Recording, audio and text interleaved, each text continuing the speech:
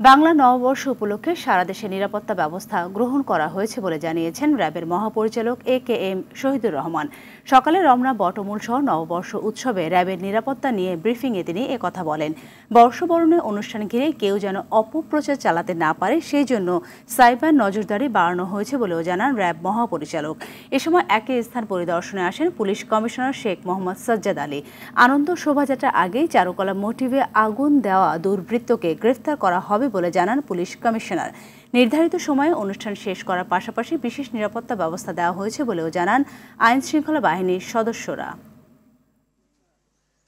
সর্বপ্রকার নিরাপত্তামূলক ব্যবস্থা গ্রহণ করেছি এবং আশা করি এই অনুষ্ঠানটি সুন্দরভাবে সুষ্ঠুভাবে সম্পন্ন করতে আমরা সক্ষম হব।